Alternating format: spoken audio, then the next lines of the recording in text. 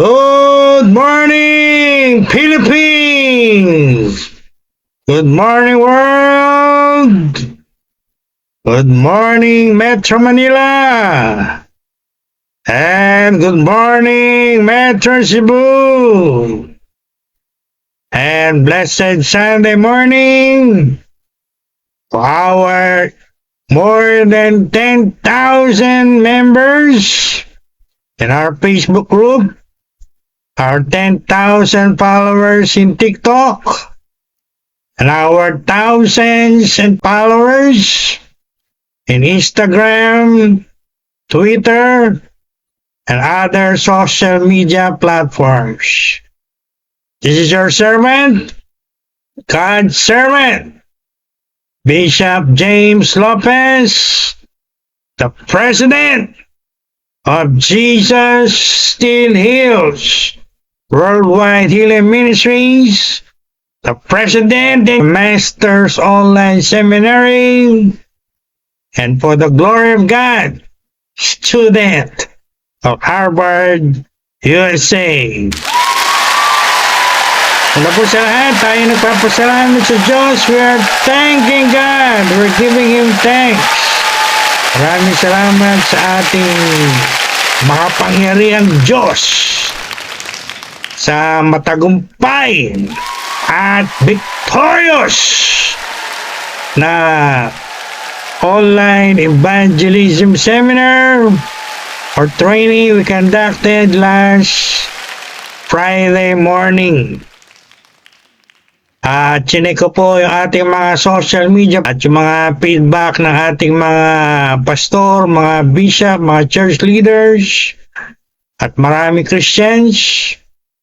And they are giving us good feedback, good comments, and several requests. Thank you so much. So, God willing, we will resume it for our next session, session 2 or module 2 is coming Friday morning next week.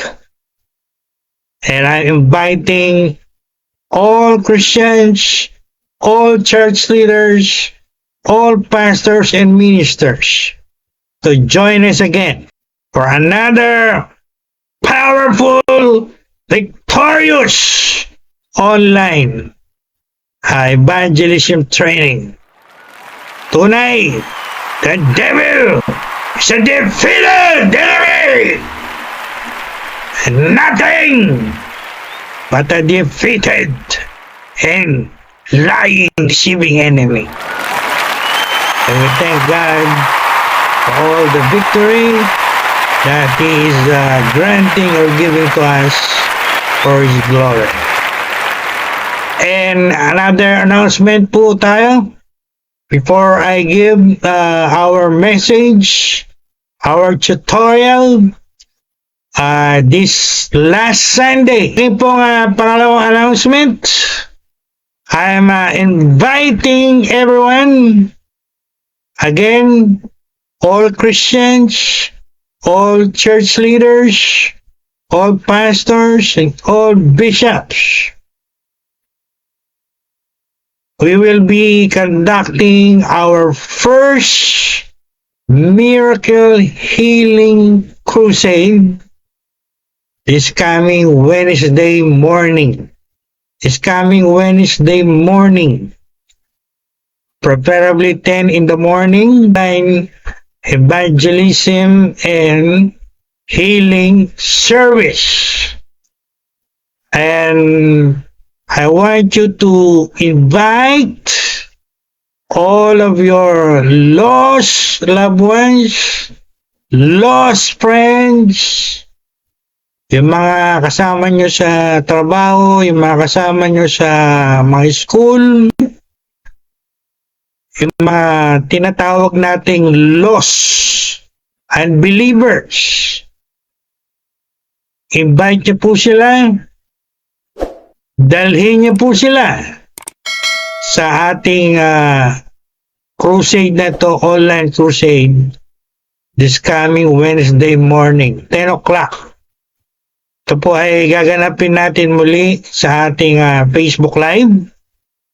So everyone can access it and we can reach more sapagkat kung ito po ay sa Zoom, ang makaka-access o makaka-attend lang po dito ay yung may mga Zoom. That's why I'm doing it on Facebook Live. So we can reach more people, more souls. Not only in the Philippines, but also around the world. Alright? So again, pagsabi niyo po to, invite nyo lahat ng lost souls and believers na kakilala nyo and tell them to join me, watch me in my first crusade this coming Wednesday morning. Alright? Again, walang gawa, walang instrumento si Satanas. Ang talon ng Satanas niya ang makakadlang sa atin sa lahat ng ating gawain for the glory of God.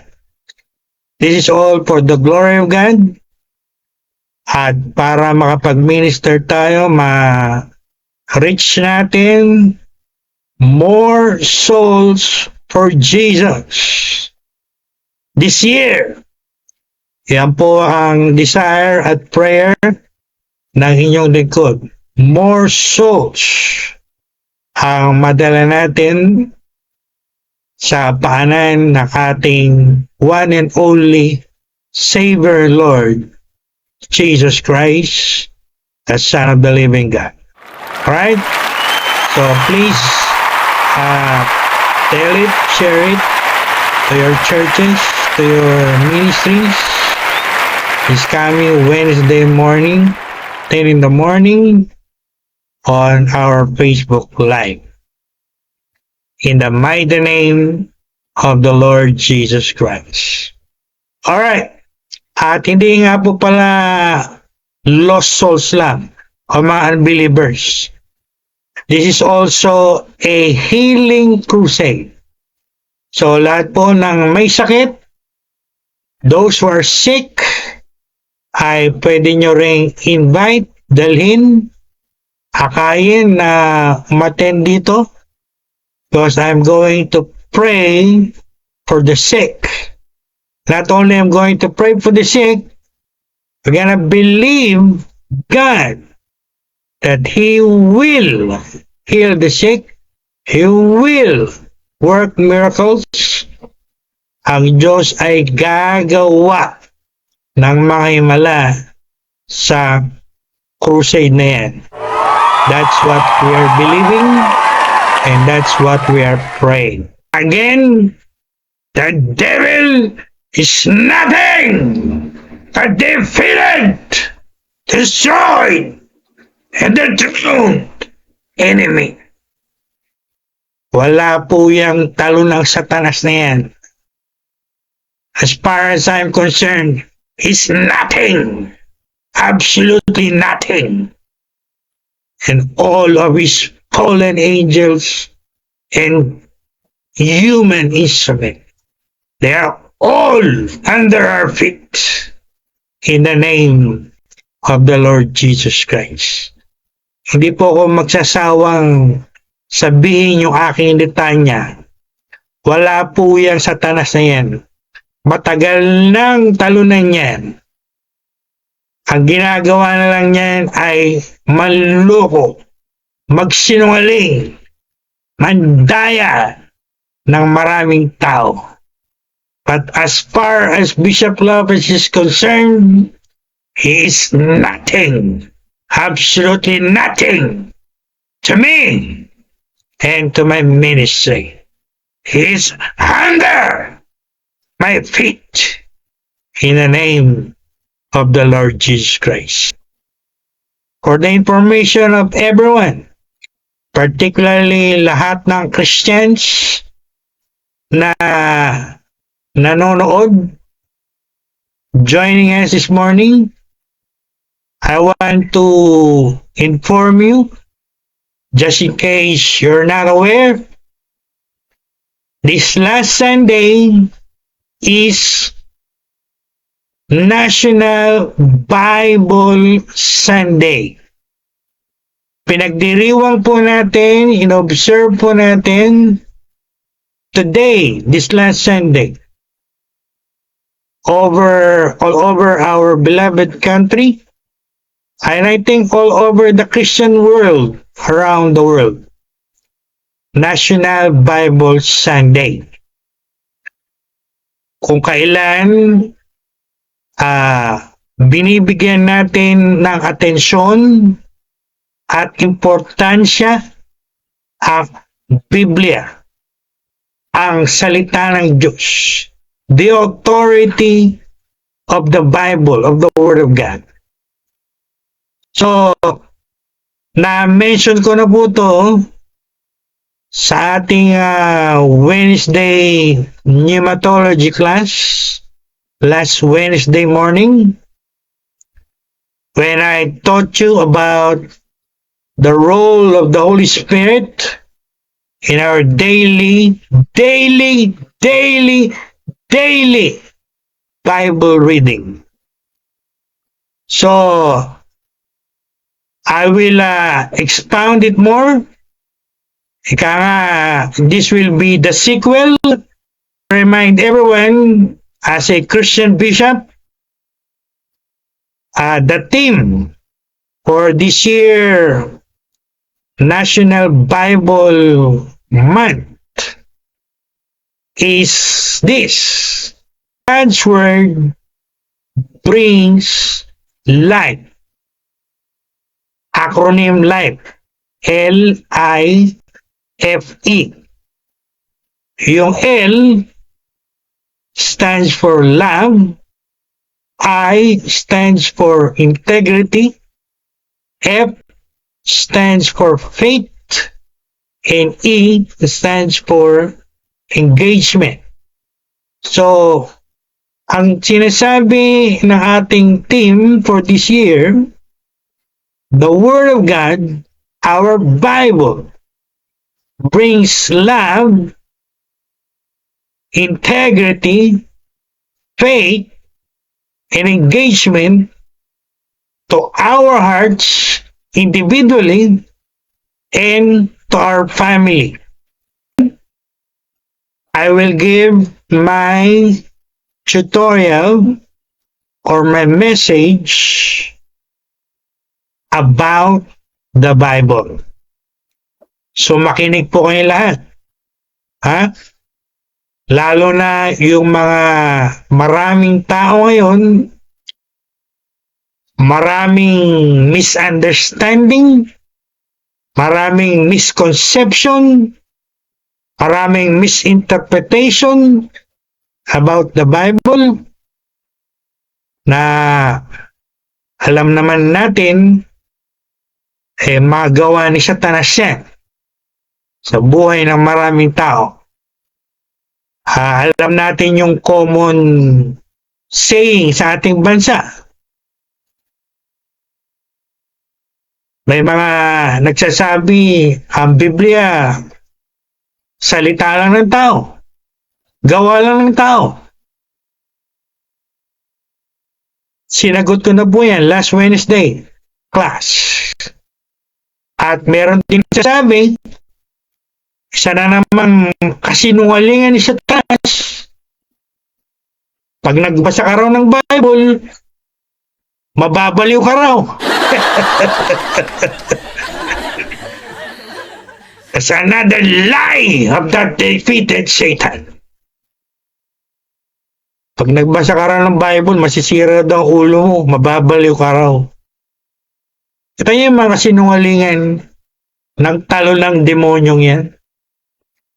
Lahat po yan kasinungalingan ni Satanas. I want to tell you frankly, pagkat ayaw ni Satanas na basahin mo ang Biblia mo, ayaw ni Satanas na maunawaan mo yung salita ng Diyos na nasa Bible mo.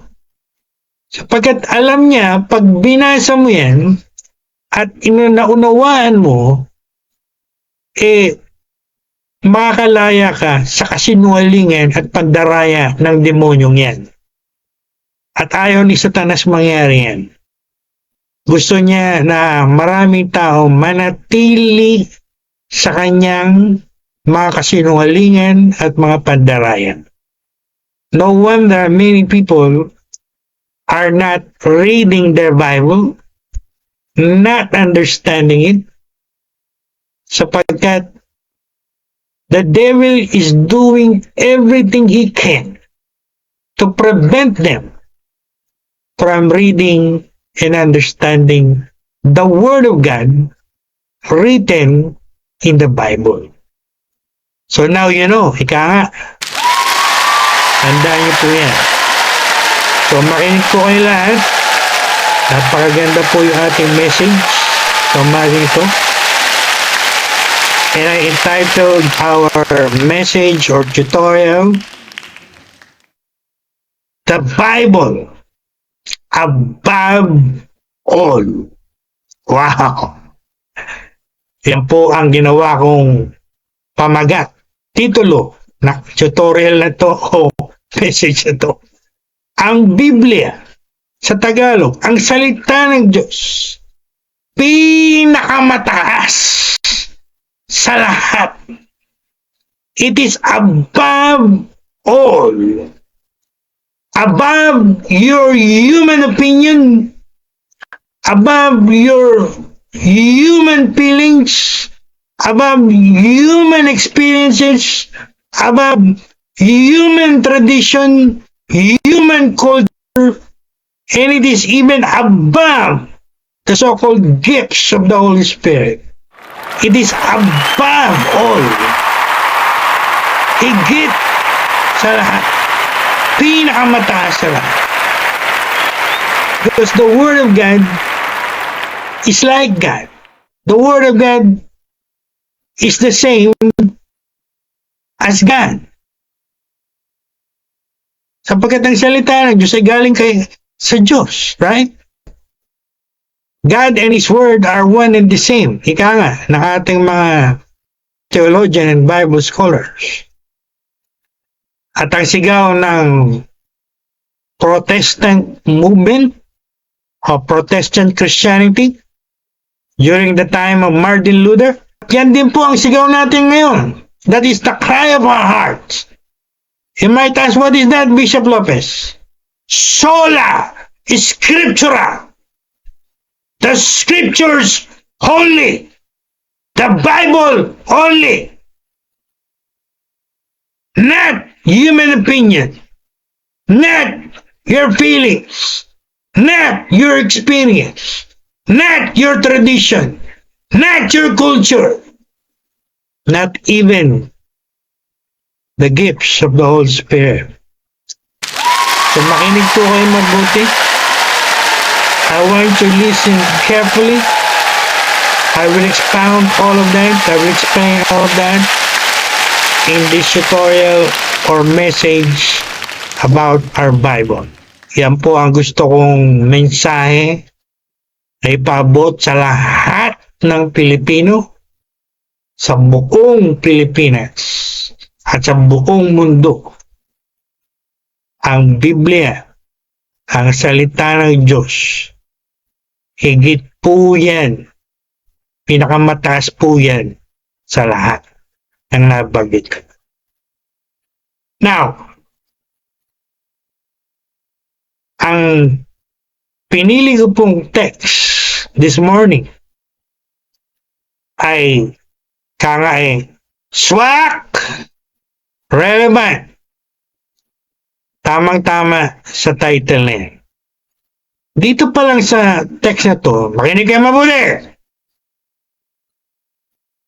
Isa na! Ito pong text na to ay nagpapakita sa atin na katotohanan that the Word of God, our Bible, is above all. In the Gospel of John, chapter 12, verse 48. Tagalogin ko po. Ebanghelyo ayon kay Juan, kapitulo 12, talatang 48. O yan. Tagalog na Tagalog. Ano po? Para yan sa ating mga minamahal na kapwa Pilipino. Mga minamahal nating kababayan. Mahal kayo lahat ni Bishop Lopez. Kaya ako po ito isi-share dahil mahal ko kayo. No? I love all of you with the love of the Lord. Whether you believe it or not. Alright? Alright. Paborito natin kantahin sa ating mga churches. Oh, I love you with the love of the Lord. Amen. Alright. As my practice, I will read it from the Amplified Bible. Again, pinapaliwanag ko po kung ano yung Amplified Bible. Alamang marami sa inyo ngayon lang nakarinig ng tinatawag na Amplified Bible. Ang Amplified Bible po ay the best na translation sapagkat it goes to the original Greek manuscript and it amplifies it. Masasabi kong better than King James Version, NIV, other translation. I will read now our text. I want everyone to listen and follow me. Turn your Bible and read it for yourself. Yan ang gusto ni Bishop Lopez ha? Nagbabasa kayo ng mga Bible nyo. Ha? Nagbasa kayo ng mga Bible nyo.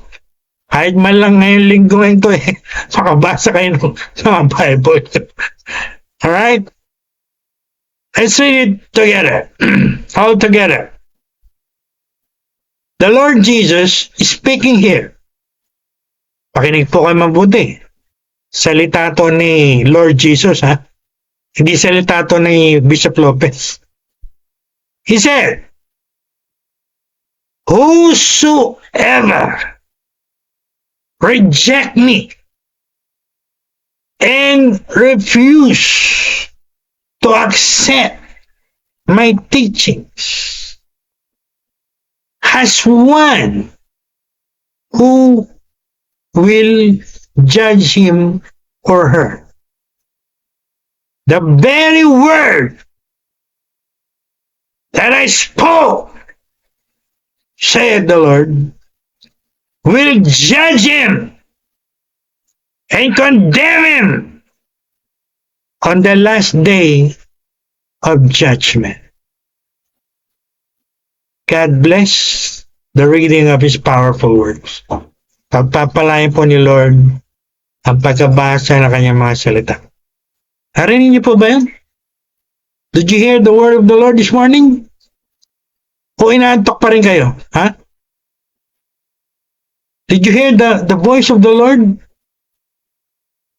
Very clear a message, Lord. Did you understand it? I pray you do.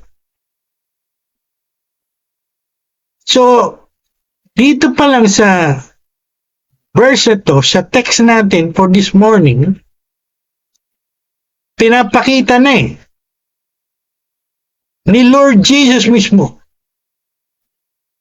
kung bakit ang Word of God, ang ating mga Bible, ang above all, pinaka mataas sa lahat. Sapagat isang araw, one day, when you die and depart from this world, you will stand before God on the judgment day, and you know what? You will be judged according to your Bible. You will be judged on the judgment day according to the Word of God written in the Bible. Hindi kayo judge si Lord according to your opinion. Hindi kayo judge si Lord according to your feelings or according to what have you experienced or what is your tradition or what is your culture or what gifts of the Holy Spirit you have if you are a Christian. He will judge you according to His Word written in our Bibles, in your Bible. Dito po ba? Ang liwanag ng message. Maraming tao ngayon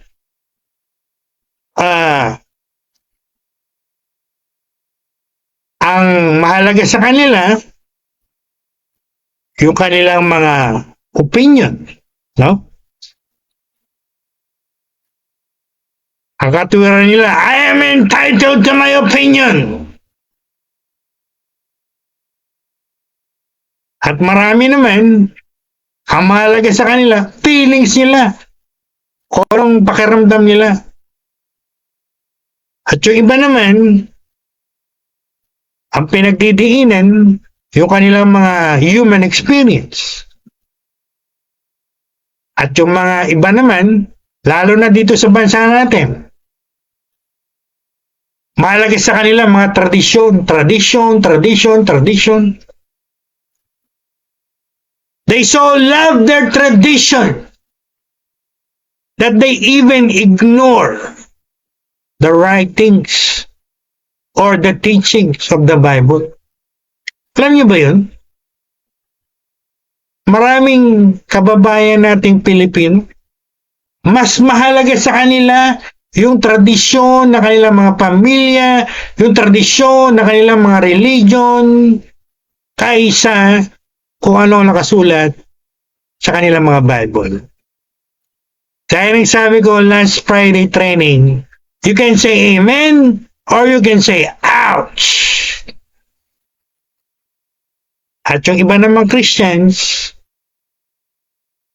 mas matibang sa kanila yung gifts nila. Oh? To the point that they think the gifts are more important than the word. So, what is the correct perspective? Ika nga ano ang tamang pananaw? Ang Biblia po, sa katotohanan, ang Biblia, ang salita ng Diyos, yan po ang merong huling salita or final say or final authority sa lahat ng bagay. Again, sola scriptura. The Word of God only. The Scriptures only. The Scripture, the Word of God in our Bible alone is the ultimate, highest authority when it comes to faith, practice, and even about everything under the sun. Gaya nga po ng binasa ko kanina sa ating text, sa huling araw, sa Judgment Day, I want you to understand, kahit Christian kayo, tatayo din kayo sa Judgment Day, ha? Akala niyo mga unbelievers lang ang tatayo sa Judgment Day. Meron ding Judgment Day ang mga Christian. yung tinatawag nating the Bema Judgment Seat of Christ. It's also Judgment Day. Ang pagkakaiba lang ng dalawa, yung Bema Judgment Seat of Christ is for the church. And it is for rewarding. And the great white throne judgment for the unbelievers is for punishment. Whether for rewarding or for punishment, all will stand before God on a certain day or a day of judgment. Realize po ba yan? Naintindihan niyo po ba yan? Tinuro ba sa inyo yan ng mga pastor nyo, ng mga minister nyo, o hindi pa? Dapat clear yan sa iyo. One day, haharap ka kay Lord. Sabi nga ni Apostle Paul, to give an account of what you have done when you live. Nung ikaw ay nabuhay sa mundong ito. Paano mo ginugol yung buhay mo? Naglingkod ka ba kay Lord o hindi? Sumunod ka ba kay Lord o hindi? Nagtiwala ka ba kay Lord o hindi? Naging mabuti ka ba o naging bad boy ka o bad girl ka? So, all will stand before God on a judgment day.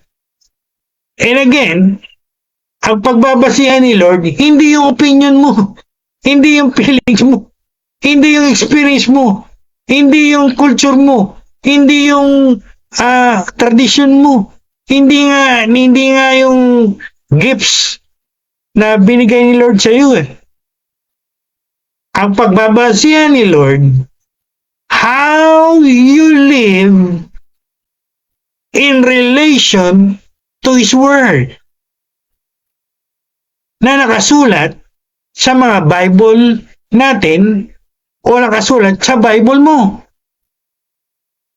Kaya again, kung ikaw may Bible at hindi na ka nagbabasa, puro ka gadget, puro ka cellphone, puro ka TV, again, paprangkahin ka ni Bishop Lopez, patay kang bata ka. Pagharap mo kay Lord, the Lord will judge you according to His Word written in your Bible. At kung hindi ka nagbabasa at hindi ka namumuhay ayon sa Bible mo, again, gagamitin ko pa yung expression ng iba. Patay kang bata. Alright? Kaya, ang sinasabi po ng salita ng Diyos, sa totoo lang, ang pinaka-importante sa lahat, hindi yung opinion ng iba. No. Kung ano yung nakasulat sa Bible, yung sinasabi ng salita ng Diyos, yun ang pinaka-importante sa lahat. Hindi yung sinasabi ng mga tao, hindi yung sinasabi mo, hindi yung sinasabi ng mga kapitbahay mo, hindi yung sinasabi ng mga ministro nyo o ng mga pastor nyo, lalo na kung wala naman sa Bible ang mga pinagsasabi at pinatuturo niya. Kaya po ba? I will reiterate it throughout this tutorial message this morning. Kung ano ang sinasabi ng Bible, yun po ang pinakamahalaga sa lahat. At yun ang ating susundin. Yan ang ating commitment na gagawin sa umagang ito. Hindi lang to read it every day, gaya ng ginawa natin commitment last Wednesday. The most important, yung commitment natin to apply it, to obey it in our daily Christian life. Amen po ba? Amen. Alright. Let me expound all of it right now. First, the Bible above human opinion. Sa maraming tao, ang mahalaga sa kanila, yung opinion nila. Hindi mahalaga sa kanila yung sinasabi ng Bible. Wala ka silang pakialam sa sinasabi ng Bible. Ha? Wala lang sabihin, I don't care what the Bible says. I don't care what the Bible teach. What I care is about my opinion. Ganyan ang maraming tao ngayon. Alam niyo po kung ano sinasabi ng Bible tungkol dyan? Na-research ko yan. Meron ba sinasabi ang Bible about human opinion?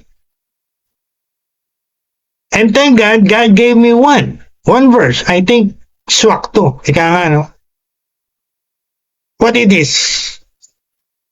Proverbs 14:12. Kawikaan, Kapitulo 14, talatang 12. I think, nabasa nyo na to, narinig nyo na to, kung kayo Christians. I will read it from the Amplified.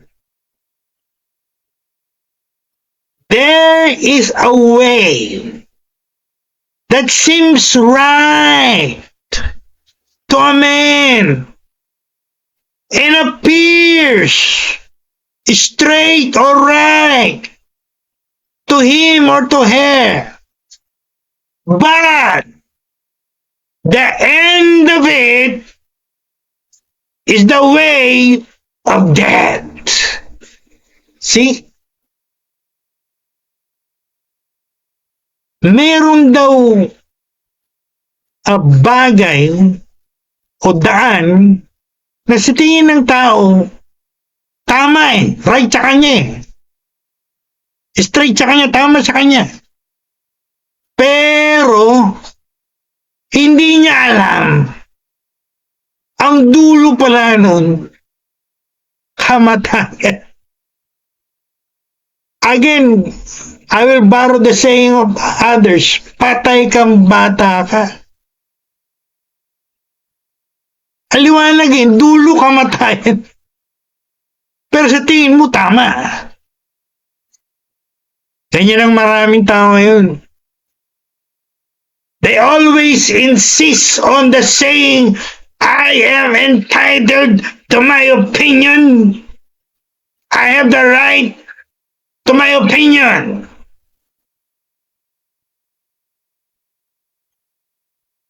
Yes, you are entitled to your opinion. Sino ba kumontra sa iyo patungkol dyan? Wala naman, di ba?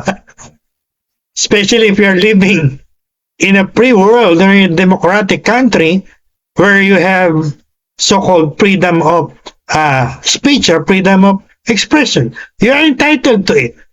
Help yourself. But, meron pong malaking but, B-U-T, but, alala ko po paborito kong litanya to, no ako professor sa Bible College or Seminary. I tell it to my students. Alright, that's your opinion. You're entitled to it. You have the right to it. But don't forget this. Your opinion is not necessarily right. Yun. Narinig niyo po? Hindi right. Not necessarily right. Opinion is subjective. Kanya-kanyang opinion yan di ba? It is a subjective thing. It's not an objective thing. My opinion is different from your opinion. Your opinion is different from my opinion. We have our own opinion. Ano po ang pinapakita sa atin ng common saying na to? May research ko rin to kagabi. Actually, nag-consult pa ako ng mga kilalang philosophers, ano? Mga experts in human philosophy. What they say about this common saying of many people today. I'll give that to you though. This saying or common saying suggests that while individuals have the right to express their opinion, but those opinions are not always based on factual truths, but just mere assertion. Ano pong ibig ko sabihin? Tagalungin natin para maunawaan natin mga kababayan. Sa Tagalog po, ang sinasabi niyan, yung kasabihan na yan, nagpapakita lang na bagaman meron kayong karapatan o kalayaang mag-voice o magsalita ng mga opinion nyo, pero hindi lagi na ang mga opinion nyo ay umaayon sa mga facts, sa mga katotohanan or truths, factual truths, at mga assertion nyo lang, yung mga pinagpipilitan nyo lang. Pero sa katotohanan, hindi sila truth, hindi sila authority. Getcho po ba? At gaya na sinabi ko kanina, I made a research. A very known philosopher, you can Google it if you want, by the name of Michel Foucault, a prominent philosopher, he would likely argue that while opinions are valuable, they do not inherently hold power or authority. Narinig niyan? So, ang sinasabi ng philosopher na, kilalang philosopher na to, yung mga opinion, hindi talaga sila authority. Not necessarily authority. It's just an expression of oneself. I'll give an example. Maraming tao ngayon in our society, ang opinion nila pagdating sa same-sex. Akala nila ang Bible ina-accept yung same-sex marriage. They have that opinion. It's okay lang yan. Di naman kinokondemn yan ni Lord, no? Di naman yan kinokondemn sa Bible. Tingnan niyo po ang resulta. It is widely accepted in our society, di ba? Lalo sa panahon ngayon.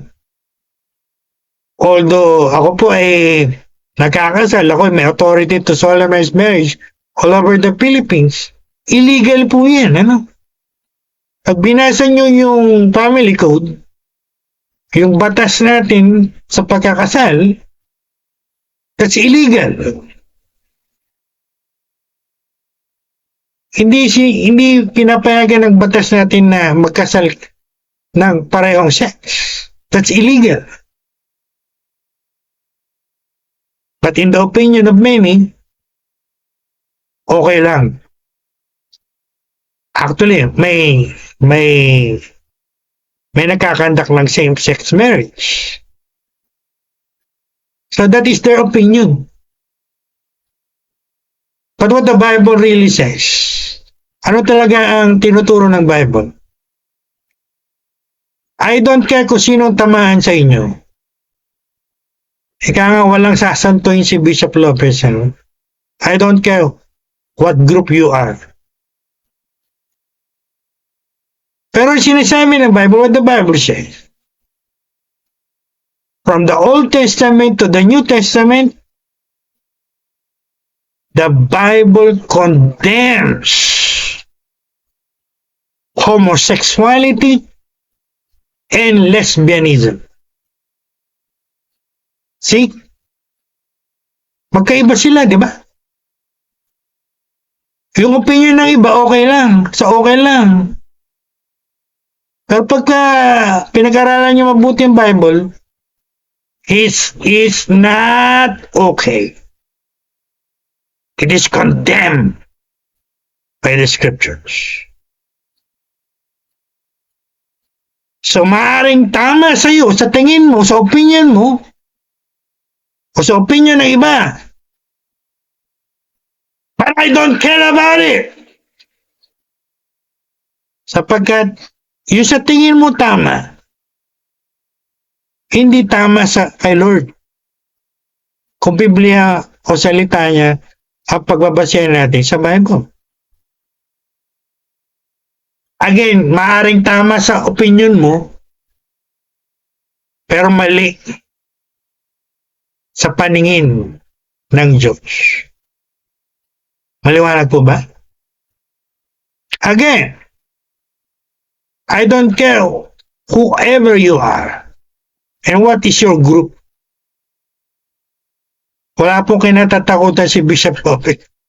Kahit si Satanas, hindi ko kinakatakutan eh. Trabaho ko pong expose sa katotohanan. To preach what the Bible says. Without fear or favor. Ika nga. Wala tayong kinatatakutan dito, wala tayong pinapaboran dito. Sabi nga trabaho natin to. Trabaho to. Gawain po to ng mga lingkod ni Lord. Ng tunay na lingkod ni Lord. Ang tunay na lingkod ni Lord, sinasabi kung ano nakasulat sa Bible. Tinuturo ang nakasulat sa Bible. Hindi men pleaser. Gaya ng marami ngayon. Takot magsalita. Gaya ng ginagawa ni Bishop Lopez. Natatakot. Baka sila ay i-persecute daw.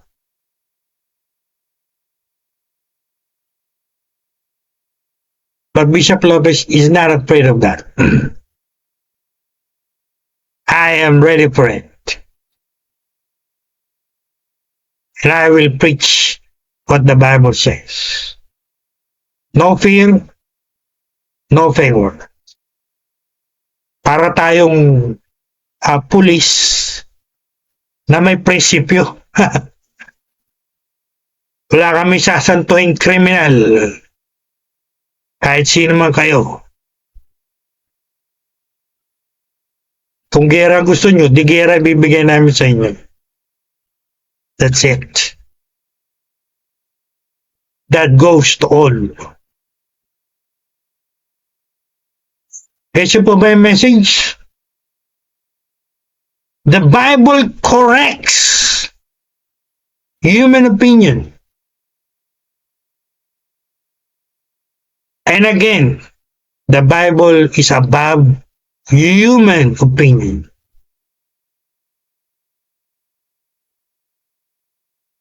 Again, one day when you die and stand before God on the judgment day, wala yung mga opinion nyo. Isa lang ang gagamitin ni Lord when He judge you. And that is His word.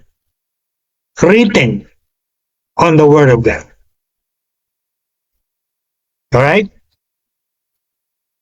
So, I pray to God that is clear to you. The Bible, the Word of God, is above human opinion, above your opinion.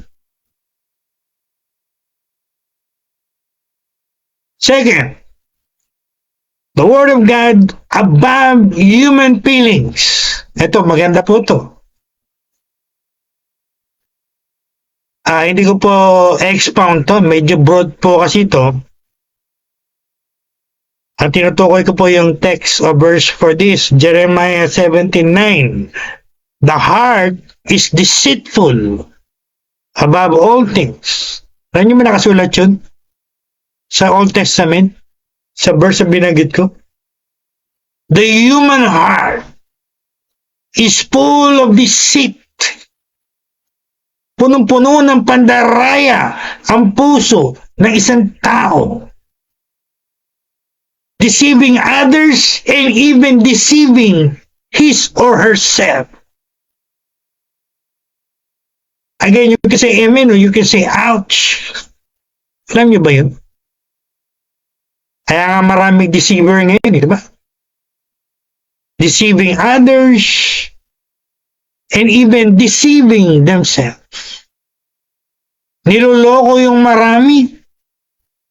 At pati sarili niya, niloloko niya.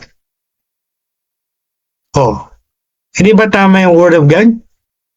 The heart is deceitful. Now, many people live by their feelings. No? For example, sa mga Christians, ang ngibabaw nila sa buhay nila, feelings. Kaya pag si pastor ay nagturo tungkol sa assurance of salvation, they go by their feelings. Pastor, I don't feel the Lord forgave me. I don't feel I have assurance of salvation. I don't feel it. Hindi ko feel, pastor. Hindi ko feel, bishop. They go by their feelings. Oh, what about divine or miracle healing? I don't feel I am healed. I feel I'm sick. They go by their feelings. Even though maliwanag na nakasulat sa Bible yung katotohanan. Example about assurance of salvation or about healing. But because they're going by their feelings, and then they go by their feelings, mas mahalaga sa kanila yung feelings nila. Hindi yung sinasabi ng Bible. O pagdating naman sa mga unbelievers, kahit sinabihan na sila ng mga pastor o mga ministers, pinatawad na po kayo sa inyong mga kasalanan. Your sins are already forgiven. Anong marinig mo sa kanila? Pastor, bishop, hindi ko po feel eh. Feeling ko, hindi pa ako pinatawad ni Lord. Nakarinig na ba na ganyan? I don't feel it. I feel I'm not yet forgiven. I feel I'm not yet saved. I feel. You talk about people going by their feelings instead of going or living by the Word of God written in the Bible. At gaya ng binigay yung example, hindi lang po mga unbelievers ang gumagawa niya, pati maraming Christians. I heard a lot of it. And to tell you frankly, I'm sick of it. Tsaka nabasa sa Bible na you go by your feelings. Sige nga, bigyan niyo ako ng verse. Lalo na kayong mga Christians who are going by their feelings. Give me a verse that says we live by feelings. Huh? Give me. I'm going to give you a big amount of money. Yan ang challenge si Bishop. Bibigyan ko kayo ng malaking halaga ng pera. Patunayan niyo lang sa akin na merong verse sa Bible na nagtuturo sa ating lahat, nagsasabi sa ating lahat we live by our feelings. I challenge you.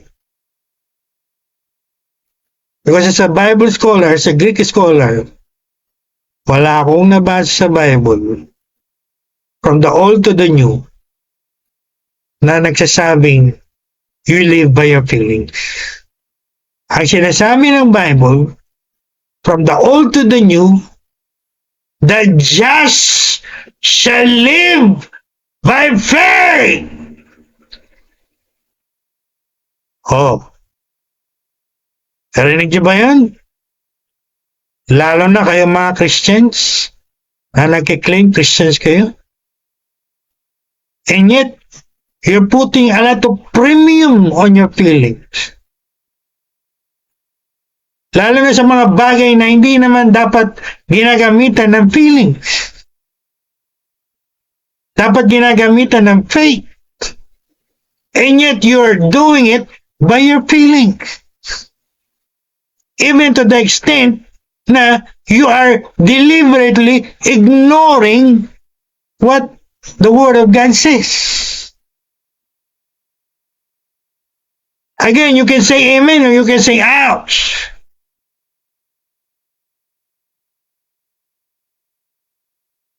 Huwag po tayong masyadong nakapokus sa feelings natin. Feelings change. Tama. Ang pakiramdam po, nagbabago-bago ngayon. Nagpa-fluctuate yan eh. Kahit nga yung feelings of love eh, di ba? One day, you feel you love the person. Nakagawa lang ng offense yung taong yun. You feel mo, hindi mo na siya love. See? Human feelings fluctuate and change. But the Word of God, does the Word of God change, fluctuate, by and by, now and then? No.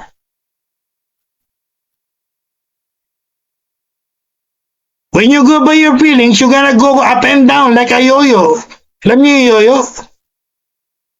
Sa mga maliliit tayo, lalo na kami mga lalaki, naglalaro kami ng yo-yo eh. Yan yung toy na it goes down and then it goes up and down, up and down. O ganyan ang buhay ng maraming Christians. Up and down, in and out, in and out. They live by their feelings eh. Whereas if you go by the Word of God, it's constant. It's consistent. Get you po ba? Again, I am showing to you the authority of the scriptures that the Bible is about all. Your feelings. Human feelings. Kaya nga pinamagatan ko itong the Bible above all. I don't care about your feelings. I only care about the Word of God. Baka masabi niyo masyado ka namang harsh, Bishop. But I want to show to you the importance of going by the Bible, not by going by your human feelings that goes up and down, in and out. Kaya kayo, kagaya ng feelings nyo, up and down, in and out. Inconsistent, not constant. Again, you can say amen or you can say ouch. Third, the Bible above human experience. O to, maganda rin to. Maraming tao, maraming Christians, ang mas mahalaga sa kanila, human experience. What they experience. No? Mas gusto nila, good experience. Maraming Christian ganyan eh. Human experience. Naalala niyo po ba yung merong verse din relevant dyan eh. Kinokoto ng marami. Matthew 7:22 to 23. Di ba? Palagay ko alam niyo ito eh. Ano sabi doon? Sabi ni Lord, sa verse na yan, many will say to me one day, Lord, Lord, Lord, Lord, have we not prophesied? Have we not healed the sick? Have we not cast out devils? Have we not worked miracles? Have we not had that kind of experiences? O ano sabi ni Lord? What do you think the Lord said to them? Ano sabi ni Lord? I don't know you. Hindi ko kayo kilala. At ang mabigat pa doon, kung narinig niyo yung nabasa niyo tama, kasama ni Lord Charla, I don't know you. Go to the lake of fire. Oh my God. See? Anong mas importante? Yung experience nyo o yung Word of God? Maraming Christians ganyan eh. Pag hindi maganda yung experience, walay na, bagsak na. That only shows they're going by their experiences. Again, ignoring the authority of the scriptures. Kagabi po nagme-meditate ako along this line. Isa sa pinaisip sa akin ni Lord lahat ng experience natin must be in line with the Word of God. Lahat in line with the Word of God. Pag ang experience nyo ay contrary to the Bible, mag-isip kayo. Alright? So, hindi ko po ito habahan, pero, again, kaya na sinabi ko nung mga nakaraan kanina, the Bible is above human opinion, above human feelings, above your experiences or human experiences. Thank God for all the experiences. Kaya ako po isa yan sa pinagpapasalamat ko talaga kay Lord. Ano? The Lord gave me a lot of experience. Only God knows. And for that, I am really grateful to Him. Only God knows how great are my experiences in life. Glory to God. Amen. Thank you, Lord, for those experiences. But then again, huwag po nating masyadong minamagnify ang mga experience natin. To the point na ini-ignore na natin o tinataas na natin kaysa sa Word of God. Tandaan niyo yung title ng message tutorial na to. Sinimplihan ko na nga lang no? Nag-iisip ako, sinimplihan ko na lang. The Bible above all. See, 4 words lang yun. I'm trying to simplify everything for your sake. Hindi pa yan para sa akin. Para yan sa retention nyo. As a Christian educator, I knows it. Tandaan nyo lang po yun, the Bible above all. Above your experience, above human experiences. Again, pag umarap tayo kay Lord, Hindi tayo tatanungin ni Lord, ano mga experiences mo sa lupa nung ikaw nabuhay sa mundo? Hindi na tatanungin sa inyo, Lord. Isa lang ang tatanungin sa inyo, Lord. How have you lived when you live on earth? Did you live according to my word or not? Hindi niya tatanungin, did you live according to experiences? Again, wala po kayong mabasa sa Bible na gano'n. You live by your experiences. It's all by the word of God. I'm not done yet. Papunta na po ako sa climax. Hintayin niyo yung climax. Yung summit, yung highest point ng message na to. Oh my God. So, maliwanag po ba? 4. The Word of God above your tradition, human tradition, your culture, human culture. Wow! Magandang paksa din po ito. Topic to. Actually, broad to no?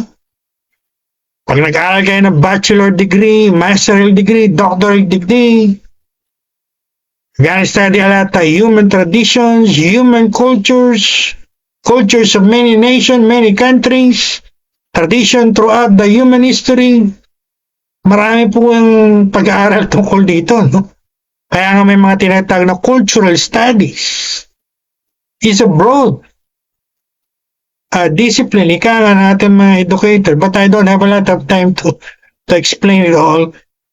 I just want to tell you in this message or tutorial that the Word of God is above your tradition. Any human tradition. Your culture above any human culture. May verse po ba ganun sa Bible? Yes! I love it. And I want to share to you. Oh my God! My heart is full of joy. I'm happy to share the Word of God to you this morning. Mark 7:13. Be prepared po. Handa po kayo dito. You can say amen or you can say ouch. Mark chapter 7 verse 13. You know, gusto niyo malaman kung ano sinabi ni Lord patungkol sa human tradition? So meron palang ganun, Bishop, pagdating sa Bible? Yes!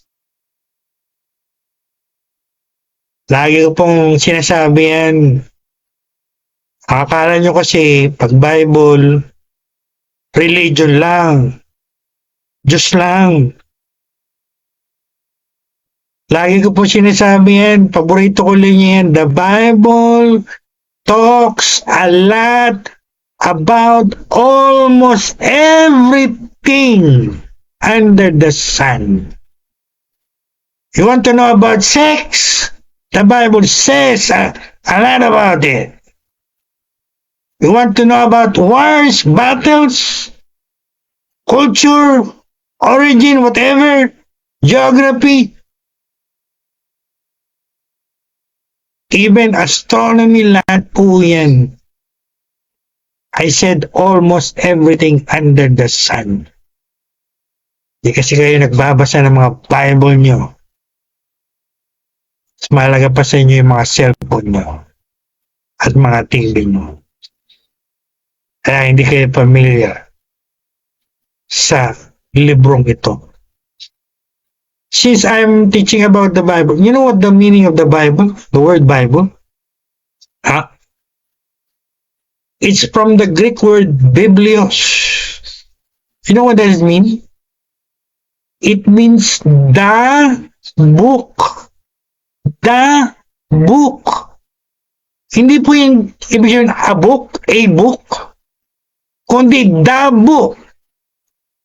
Pag nag-aaral ka ng English grammar, pag sinabing A or D, indefinite or definite article, the definite article D or the,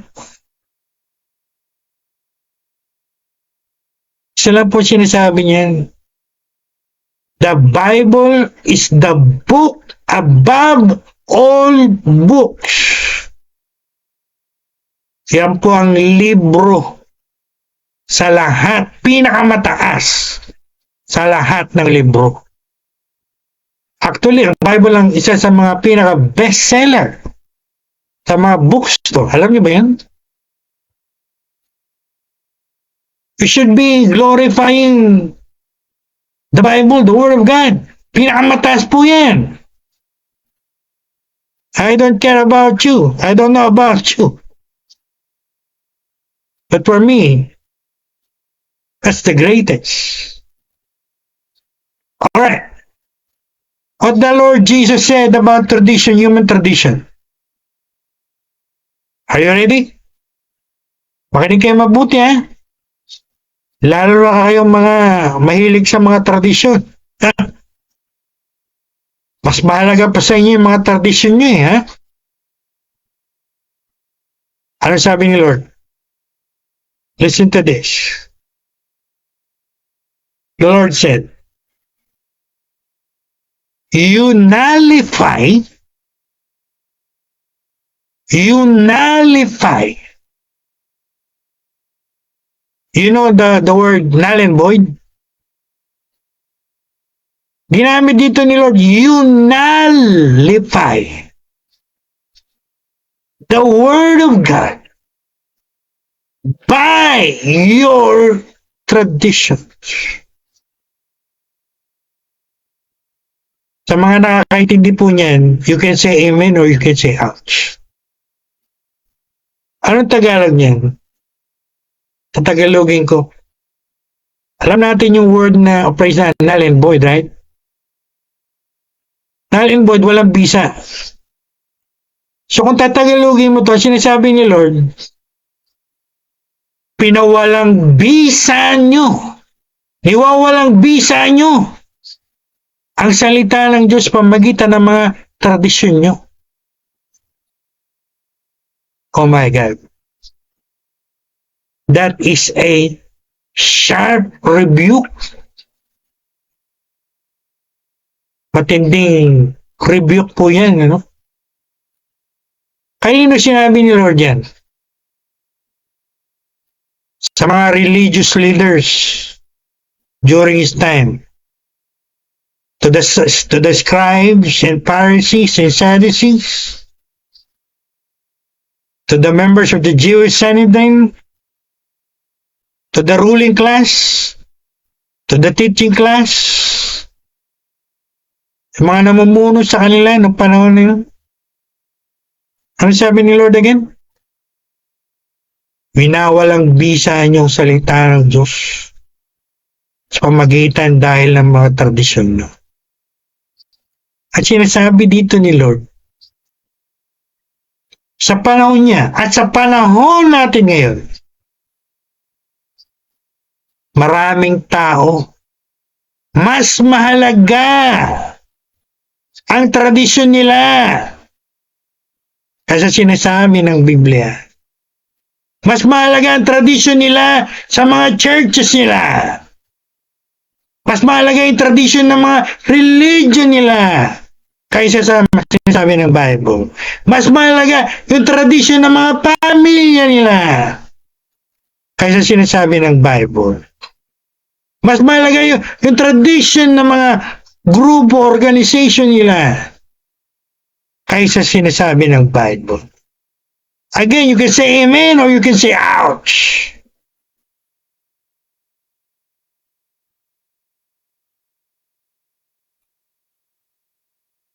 As God's servant, I'll say it again. Tuwing January, maraming kababayan natin paulit-ulit na ginagawa yung tradisyon nila. Ano yun, Bishop? Pagsamba sa mga Diyos-Diyosan. Tradisyon na marami yan, di ba? Every January, that's their tradition. To worship idols.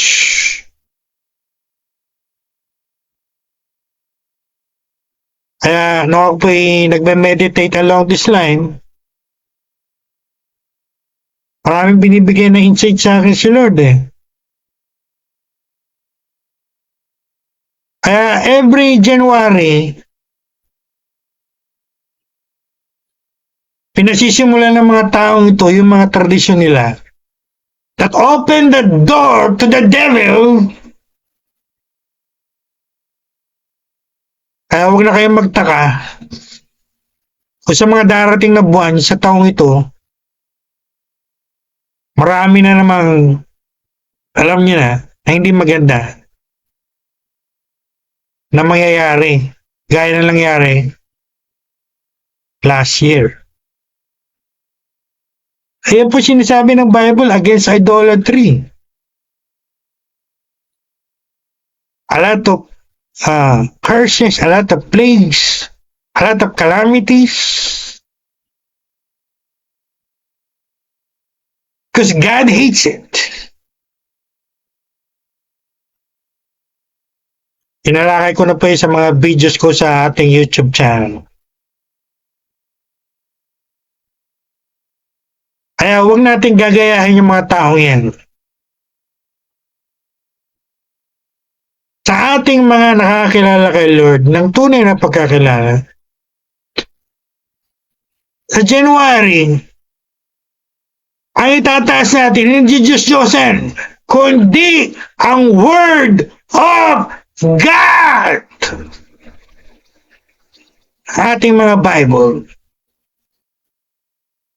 So that we can expect throughout this year a blessing ni Lord ang ating matatanggap. Amen? Hindi parusa o curse permitted by God because of the idolatry of those people.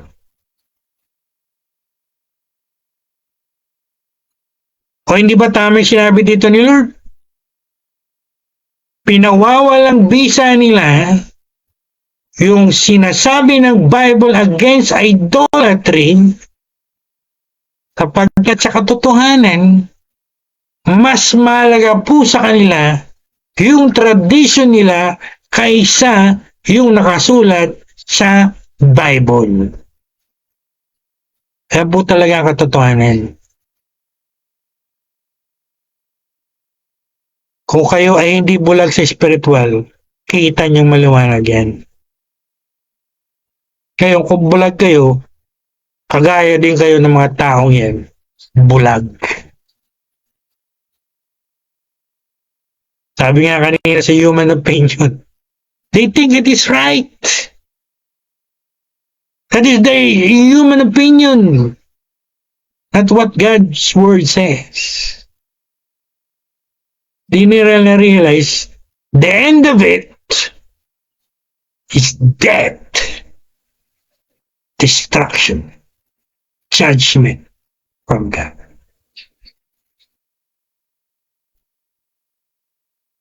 So, hindi ko na po ito habahan. Although may nakasinulat pa ako dito sa aking sermon notes about a group of people in the Arctic. Alam mo yung Arctic sa ating mundo? Merong Arctic region o merong Antarctica. I will not specify the name, but meron daw grupo sa Arctic region of the earth. Alam nyo kanilang tradisyon? Wife swapping. Palitan ng asawa. Pag may dumating daw na bisita sa kanilang lugar, tradisyon daw nila to swap their wife. At tinatag na wife swapping. Yung mga nakakaintindi ng wife swapping, yun yung for us, that is immorality. Immoralidad dyan. Sawa mo, ipapagamit mo sa ibang lalaki. Sa kanila, tradisyon nila yun. That is their tradition. But to the Bible, anong sabi ng Bible? Sinabi ba ng Bible, ipagamit mo ang asawa mo sa ibang lalaki? Bigyan niyo ako ng verse sa Bible na nagsabi, ang mga lalaki, ipagamit niyo yung mga asawa niyong babae sa ibang lalaki. Pero maganon? Wala yata ako nabasa ganun. You see?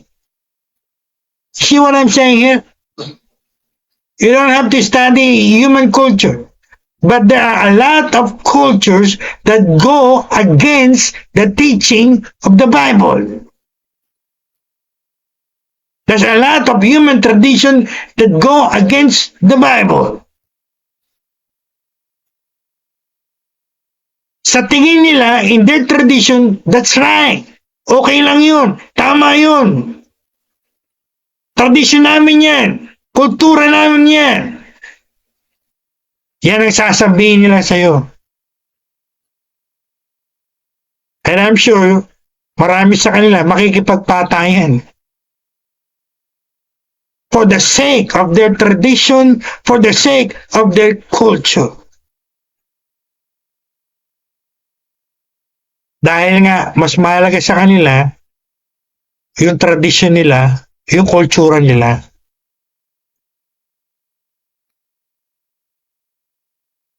Pero tayong mga Christians, I should say, tayong mga mature Christians, sa isa pong mature Christian, mas mahalaga ang Bible. Siyempre, pagka immature ka, a-agree ka sa kanila, immature ka eh. Hindi ka pa mature eh.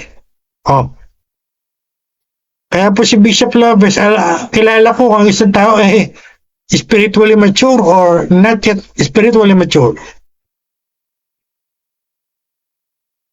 Yung mga nakikipagkompromiso pa, marami pang compromises in their Christian life, kaya alam nyo na kung anong level ng maturity o Christianity or spirituality meron niya mga tao yan.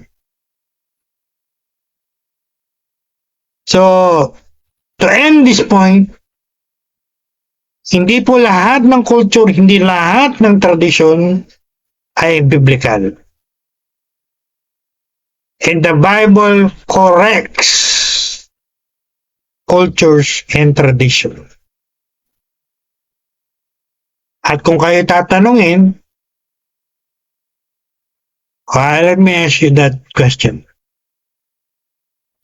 What is the most important thing to you? What is more important to you? Tradition? Culture? Or the word of God? Tayo po sumagot. At sa sagot nyo malalaman mo kung ano mas mahalaga talaga sa buhay nyo. So, now you know. Alright? Panghuli.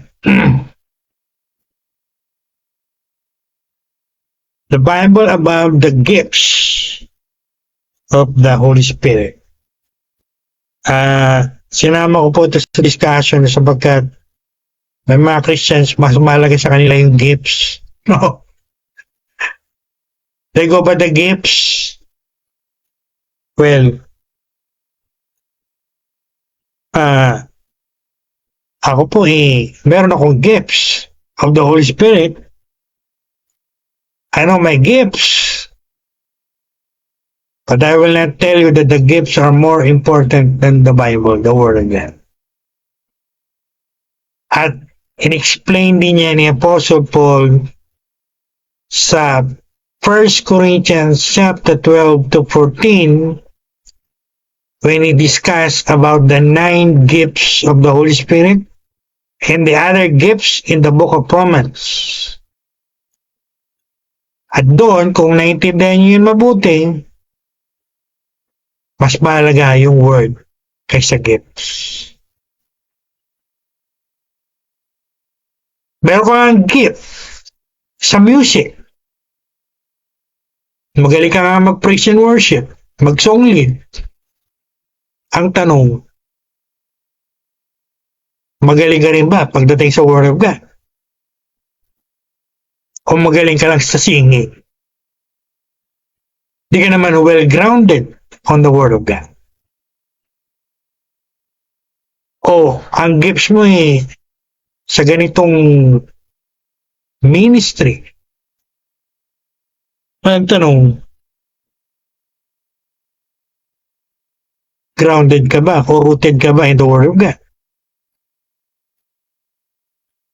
O nakapokus ka sa gift mo at ini-ignore mo yung Word of God? Alalahanin niyo po yung argument ni Paul sa mga chapters na binanggit ko. Ang argument doon ni Paul, knowledge will pass away, etc., etc. What he's saying is, these gifts are temporal or temporary. Pero ano sabi niya? But love is the greatest. Pagdating po natin lahat sa langit, when we all get to heaven, do you think there will be gifts of the Holy Spirit in heaven? The answer is no. Hindi po yan needed sa heaven. Needed yan here on earth. But love, that is eternal. That is the number one attribute of God. Kaya sabi dyan ni Apostle dyan, di ba? God is what? Love.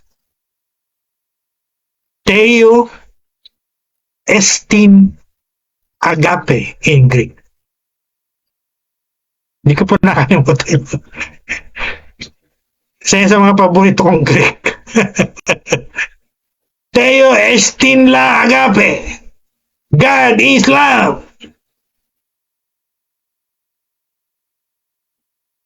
So, before we end, I can say the gifts of the Holy Spirit are important, but the most important, the Word of God. Alright? Ako po as an evangelist, I love the power of God, I love the anointing of God, but I don't forget, hindi ko po kinakalimutan, that the Word of God is the priority, the gospel. Hindi tayo inutusan ni Lord na heal the sick first, cast the devil first, but to preach and share the word first. Alright? So I hope you understand that. Ito po ay para sa mga Christians out there. Kapag nakarating po yan sa aking attention, mga Christians, to them, mas important yung gift. Yung gifting. It is important, but the Word of God is more important. Alright? So guys, Beloved, ladies and gentlemen, to conclude, to recap and apply it all, the Bible, the Word of God, is above all. Above your opinion, above your feelings, above your experiences, above your tradition or culture, whatever they are, and it is even above whatever gift we have from God or from the Holy Spirit. We must enthrone the Word of God, the Bible, in our lives, in our homes. Dapat sa mga bahay natin, meron tayong mga Biblia. Sa akin pong bahay, alam niyo ba kung saan nakalagay ang Bible ko? Nasa taas. Nasa harapan ko. Lagi ko nakikita. That is my way of saying or making that the Bible, my Bible, the Word of God there, is the top, the ruler, the guide for my life, in my life, and ministry. So dapat ganun din po kayo, no? Hindi lang po si Bishop Lopez, dapat lahat ng tunay na Kristiyano na nag-claim sila ay Christian must do the same.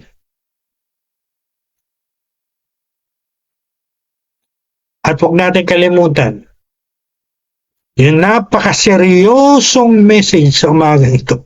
Very serious. One day when we stand before God, when we stand on the day of our judgment,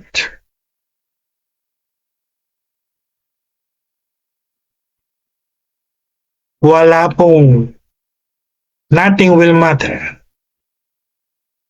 Your opinion will never matter.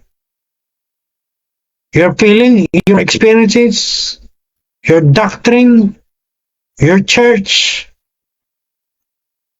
your tradition, your culture, your education, your money, whatever, whoever, they will never exist during that time. Isa lang po ang mag-exist during that time. Tanda niyo po itong sasabihin ko. When you stand before God, isa lang ang pagbabasihan niyo. Maliwanag sa verse dyan, sa ating text. The word that I spoke, said the Lord. Hear the word of the Lord. Kinig po kayo sa sinabi ni Lord niyan. The word that I spoke, sabi ni Lord, that will judge you on that last day, on the day of judgment. Tandaan niyo po yan. Pinakamahalaga sa buhay ng isang Kristiyano, the Word of God. Not even the gifts. Not even your education. Kahit marami kang degree. Ka na mag-grounded on the Word of God. That's nothing. Kaya nga, naniniwala kami, isa lang ang tatanong ni Lord eh. Paano ka nabuhay sa mundo ito? No, ikaw ay nabuhay sa mundo, how did you live your life? According to my word? or against my word. Ang mahalaga sa iyo, opinion mo, ha? Ang mahalaga sa inyo, opinion nyo, feelings nyo, experiences nyo, pera nyo, kayamanan nyo, tradisyon nyo, kultura nyo, talent nyo, pamilya nyo, whatever, whoever. To such an extent na winawalang bisa nyo na o winawalang halaga nyo na yung salita ni Lord sa buhay nyo. I'm telling you as God's servant, you are in a great trouble. You are in trouble. Pag ganyan kayo. So ngayon po umaga, we'll do a commitment, personal commitment again. Gaya ng pinagawa sa atin ni Lord last Wednesday morning, maliwanag po sa akin yung leading ni Lord. Last Wednesday, we made the personal commitment to read the Word of God every day. Today, ang ating commitment, ito. Hindi ko susundin ang aking opinion. Yung pakiramdam ko, yung experience ko, yung kultura ko, yung tradisyon ko, lalo na pagka-kontra sa salita ni Lord sa Bible. Hindi ko susundin kung ano yung uso sa mundo. Yan, marami sa inyo ganyan eh. Ito yung uso, susundin ko to. Kahit kontra na sa salita ng Diyos, susundin mo pa. Ang susundin po natin, salita ni Lord na nakasulat sa ating mga Bible. Let's commit this morning to read it daily and defend it at all times against its enemies and critics. Para po tayo yung mga military na nagtatapos sa mga military academy. Sa graduation nila, for example, sa Philippine Military Academy, sa PMA, I want to incorporate there in the church, in the ministry. Nagsiswear sila. I swear that I will defend and protect the Constitution against its all enemies, whether local or foreign. Dapat ganun din po tayo mga Christians. We promise before God, we're gonna defend our Bible, we're gonna defend the Word of God against all its enemies, against all critics, whether they are inside the church or outside the church. Dapat ganyan po commitment natin. Kaya nga merong subject sa Bible college or seminary, apologetics, polemics, defending the faith against heretics, those who are inside or outside the church. Anyone who will attack or critique the Bible, we're gonna defend it. O mga pastor nyo, mga bishop nyo, hindi tinuturo yan sa inyo. Si Bishop Lopez, tuturo po yan sa inyo. O sa military, ginagawa nila yan. Mas more tayo.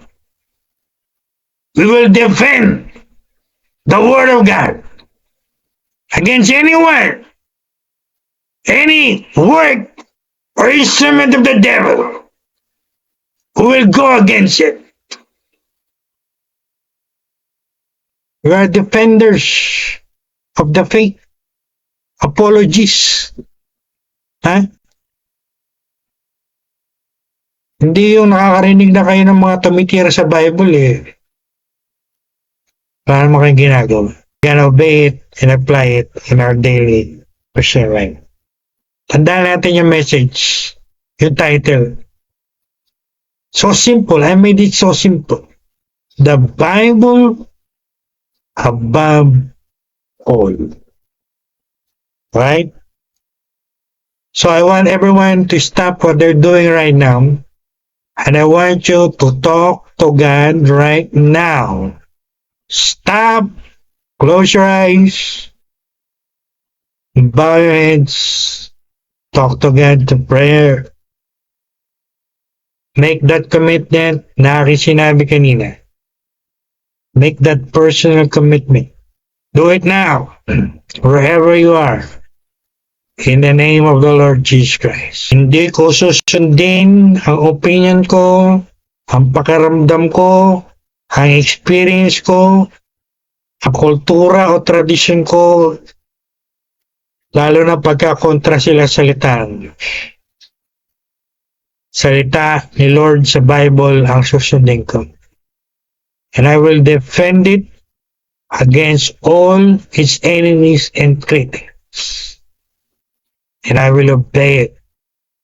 Sa tulong nila. Talk to God. Make that commitment now. In the mighty name of the Lord Jesus Christ.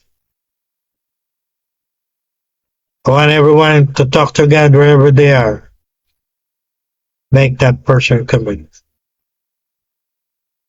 Yes, Lord Jesus. Yes, Lord Jesus. Yes, Lord Jesus. Yes, Father in heaven. Yes, Holy Spirit. Yes, Lord, we say yes to you this morning. We thank you for this wonderful message about the authority of your word about our Bible. Maraming salamat, Lord, sa lahat po na aming natutuhan. Yes, Lord, the Bible, the Word of God is above all.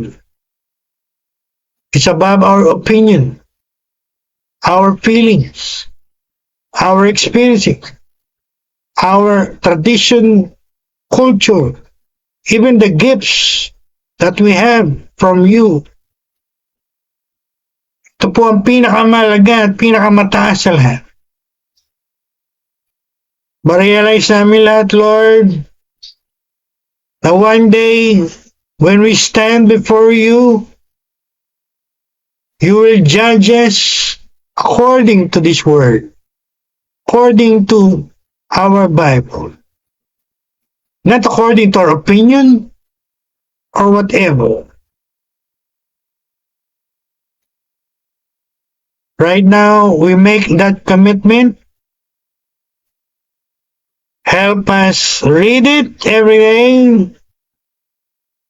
Help us defend it against all its enemies and critics, whether they are inside the church or outside the church. And the most important, Lord, we make the commitment. Help us obey it, live it, do it in our daily Christian life. Daily, every day, in our Christian life. Kaya na sinabi mo, di kami tagapakinig lang, also doer of your word. That we're gonna do it every day in our Christian life. And we thank you. You will help us in this commitment. This is our prayer. With all the faith of God in us, no doubt, in the mighty name of the Lord Jesus Christ. Everybody says, Amen and Amen. Glory, glory, glory to God. Maraming salamat kay Lord sa napakagandang message na binigay niya sa atin for this Sunday, National Bible Sunday. Mga kapatid, Guys, nawa, hindi lang ngayong Sunday, hindi nga lang yung buwan, sa buong taon na ito, basahin natin ating mga Bible everyday at sundin natin sa ating mga buhay. Alright? So, if this video or this teaching really inspire you to make the Bible the number one thing in your life, please give it a like, alright? And post your comment, post your questions. Lalo na po may mga tanong pa tungkol sa Bible, please post your question. I will answer them. And share this video, this teaching to Christians, mga tao pong kilala nyo na maraming katanungan tungkol sa Bible. Para matulungan natin, kaya maliwanagan natin, mabigyan natin ng liwanag ang mga tao niya. Alright? So, thanks for watching and God bless you richly in Jesus' mighty name.